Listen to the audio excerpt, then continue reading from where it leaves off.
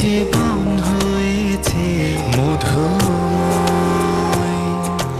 যদি তুমি দূরে কখনো যাও চলে, শুধু মরণ হবে আর কিছু